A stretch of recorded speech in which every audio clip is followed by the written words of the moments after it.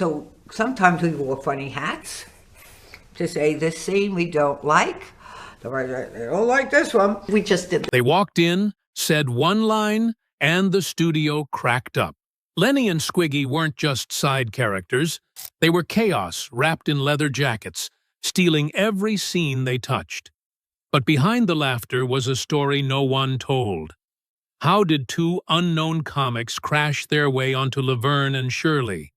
And why did Cindy Williams and Penny Marshall keep silent about what really happened on that set for so long?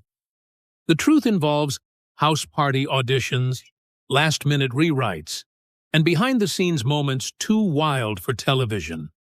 This is the untold story of the duo who changed sitcom history forever. Origins in a living room. Before the cameras, before the catchphrases, before that unforgettable hello that shook the studio walls, Lenny and Squiggy were just two guys cracking jokes at a house party. Lenny got his weekends mixed up again. Cindy Williams and Penny Marshall still laughed years later when they remembered that night. The whole thing started in Penny's living room. It wasn't an audition, not even close.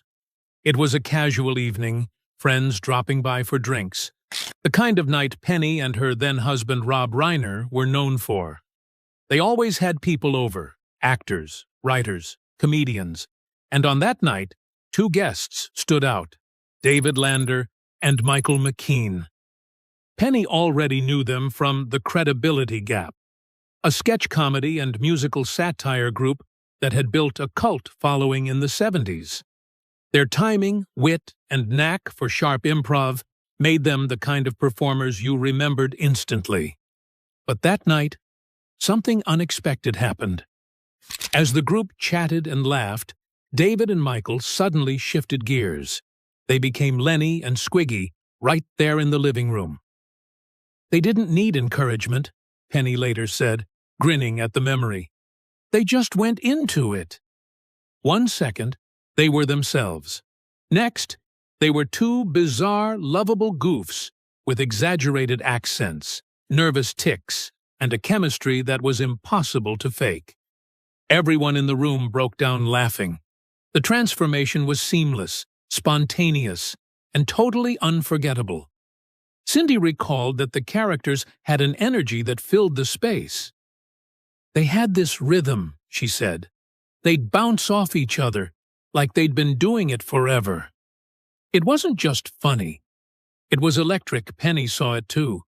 She didn't need a script to know it worked. What she saw that night was pure comedic instinct.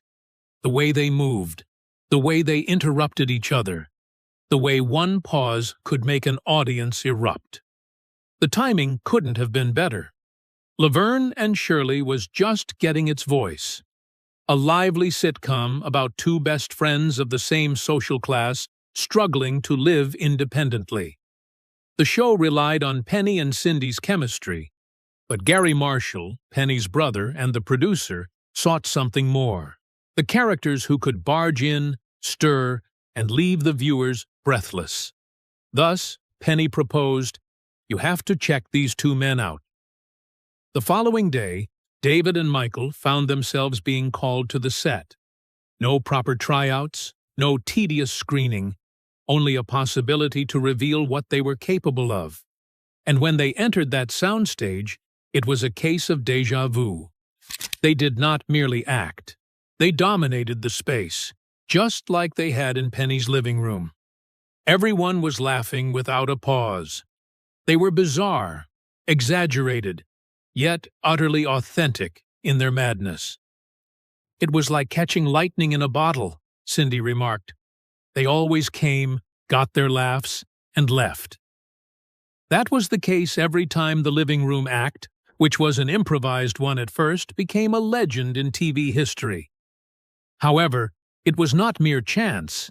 It was the combination of instinct and opportunity. Penny had a long list of artists who made her laugh, but very few had the power to bring the whole audience down in the blink of an eye. The same was true with David and Michael. They had the same wonderful and rare gift.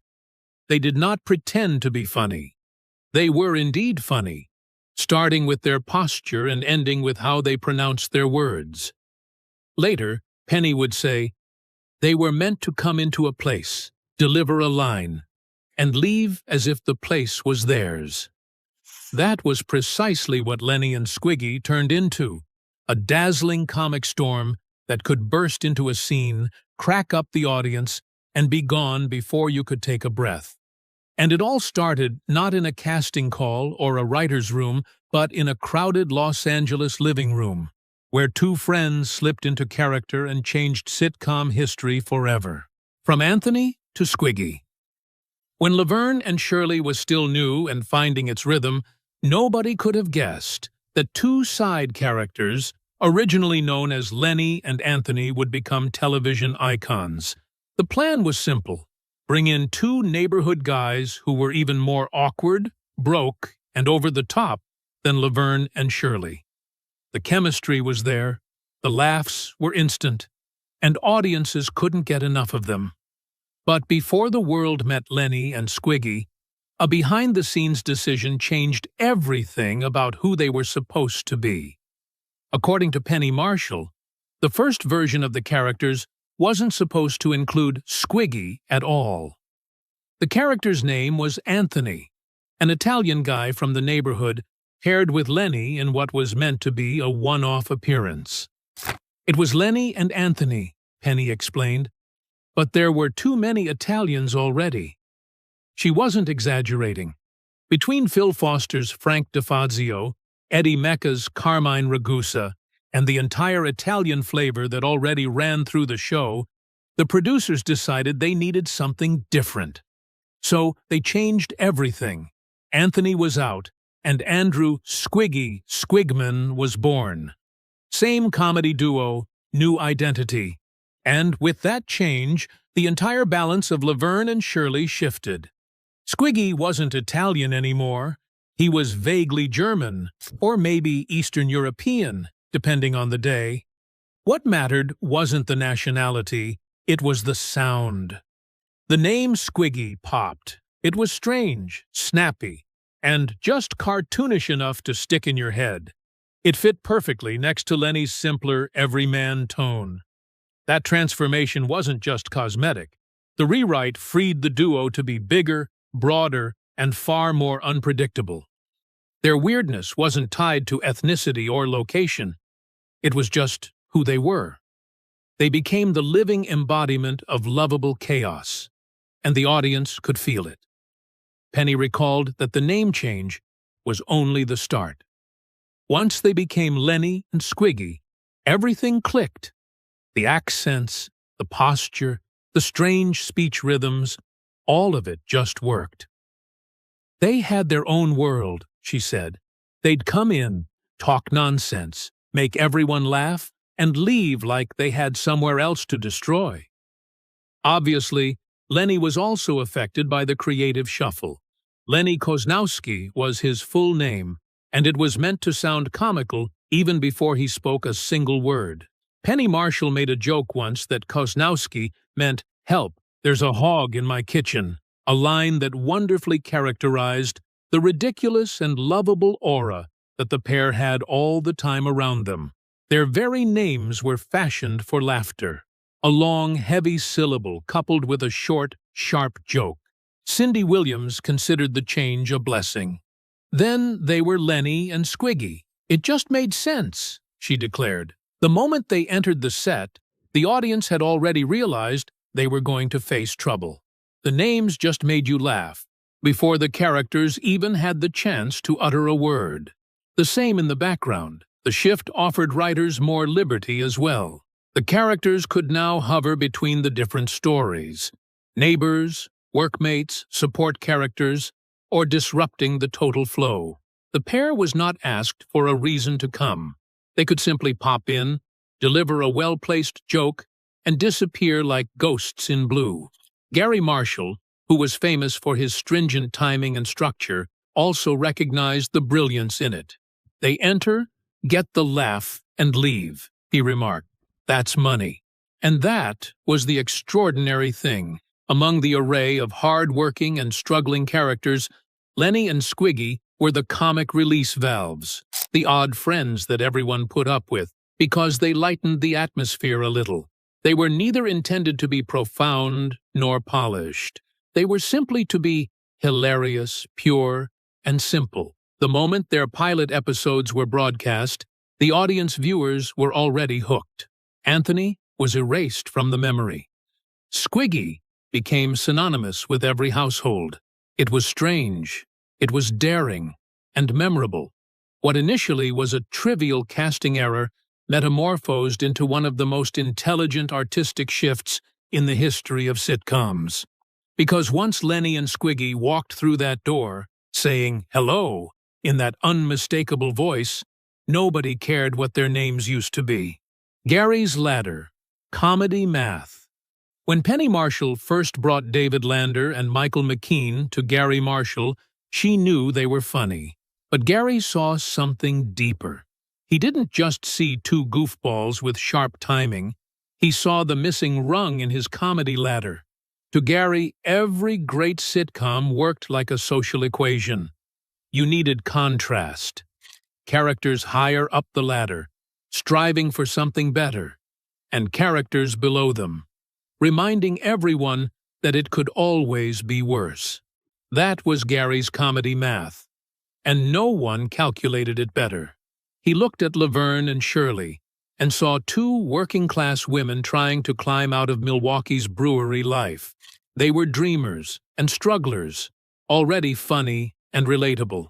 But even lovable underdogs needed someone to look down on. Someone louder, funnier, and far less put together. That's where Lenny and Squiggy came in. As Gary put it, someone's got to be worse than you. It wasn't an insult. It was architecture. Every straight man needed a wild card. For every heartfelt scene, there had to be chaos waiting off stage. Laverne and Shirley were the emotional center, but Lenny and Squiggy were the pressure valves, bursting in at just the right moment to blow the tension sky high. And Gary knew that to break the rules, they had to do it perfectly. That's why Lenny and Squiggy's appearances were short, sharp, and explosive. They were the comedic shockwave, the guys who'd barge into an argument, drop one absurd line, and make the audience forget they'd just watched a scene about heartbreak or money troubles. Their entire function was to keep the rhythm alive. Cindy Williams once remarked, "Gary was like a mathematician when it came to laughs. He knew where to place the joke, how long to let it land, and when to get out before it was stale." With Lenny and Squiggy, that timing was perfect. The people watching the show were well aware that every time the door opened to let in those two, they would definitely not miss the laughter. It was a very rare expectation comedy trick that few shows could perform. Nevertheless, Gary's formula was not just about the right timing, it was about the right mix. Laverne and Shirley were not sparkling. They had their faults, and were very much like real people. Therefore, the characters under them had to have great enough stories to not be merely sad or pitiful, but to be so ludicrous that the girls, by comparison, would look heroic. Lenny and Squiggy were just the guys for that. Their craziness counterbalanced Laverne and Shirley's disorder, almost making it look like they were so organized. The balance that was achieved gave the show its unique character. Laverne and Shirley were different and special, as they mixed female leads with pure slapstick. The story was mainly about the girls, but Lenny and Squiggy made it around them more extensive, more bizarre, and more unpredictable. They represented the notion that in every neighborhood there are oddballs, and that those oddballs are very often the most genuine mirrors of real life. That was Gary's brilliance. The ladder worked only if every rung was significant. In the absence of Lenny and Squiggy, Laverne and Shirley could have easily turned out to be just another sitcom revolving around two roommates trying to get love and pay the rent. But they were there, and the whole comic ecosystem was formed.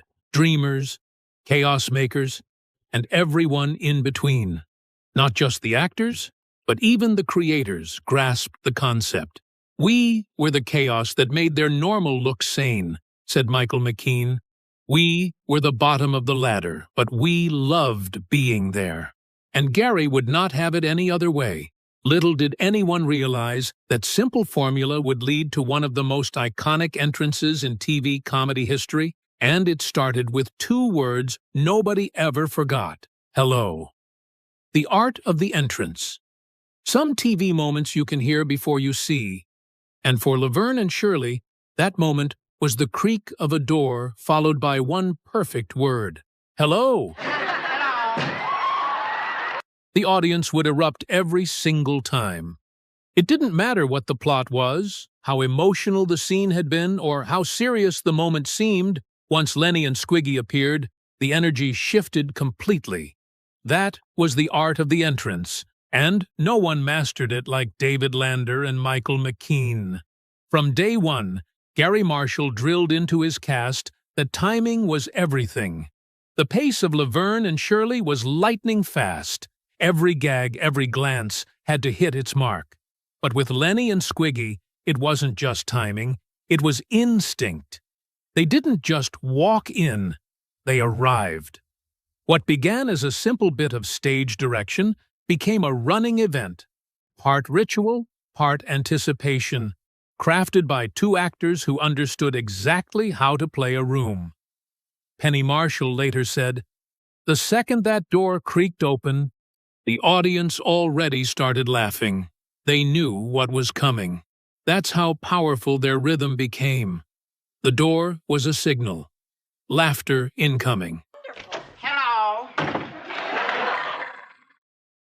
What made it remarkable was its simplicity. Lenny stood tall, goofy grin ready, while Squiggy barreled in with his jerky stride, shoulders forward, chin up, voice pitched somewhere between a sneer and a whine. Every gesture was intentional. Every half-second of silence before they spoke built tension. Then, boom! Hello! Instant explosion of laughter. Cindy Williams called it controlled chaos. She said, "They made that entrance look like an accident, but it was a science. They knew exactly how to walk in, how long to wait, when to pause, and when to speak. It was genius, that pause, barely a heartbeat, was everything. It gave the audience just enough time to brace for impact. The entrances were prepared through endless practice. The duo's timing was so synchronized that it seemed as if they were communicating through their minds, just a pair of eyes, and they both knew the moment the other one would hit. The essentials of the physical choreography were planned to the minute: location of the actors, extent of their lean, duration of the stare, and breaking it. It was a kind of slapstick precision masquerading as spontaneity. However, the genius was not just in the technique, but in the ability to feel as well. Lenny and Squiggy were loved by the viewers for their breaking of the rules. They did not have the right to be in the girls' apartment, but still entered. They interrupted the love scenes, changed the mood, and turned the cries of the heart into laughter. Hello. That very unpredictability was what made them the least of all the characters. You never could tell whether they would be the ones causing the trouble, speaking rubbish, or merely producing a sound and disappearing. And surprisingly enough, it always turned out all right. The others in the sitcom genre were following, taking notes. After several years, McKean confessed that he and Lander, on occasion, worked with the audience's rhythm. "Sometimes we'd swing the door open and just stay there," he remarked. "No dialogue, just the 2 of us. And the audience would laugh. That was the moment when we knew we had them." That particular hello turned out to be more than merely a slogan. It was a lesson in timing par excellence. This one word paused everything, broke the tension, and signaled to the audience that laughter could take over any situation. For Cindy and Penny, those arrivals were both a gift and a trial. They were to maintain their characters even when the scene was taken over by two tricksters of the highest order.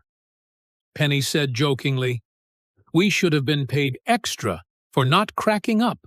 That unpretentious doorway came to be an important chapter in the history of television. The two characters, Lenny and Squiggy, illustrated that no matter how simple or imaginative the comedy is, the only requirement is the presence. And from that night on, every studio audience in America waited for that creak of the door, because they knew magic was about to walk in. Improv, cracks, and bitten tongues. The audience roared. The cameras rolled. And somewhere behind the laughter, Cindy Williams and Penny Marshall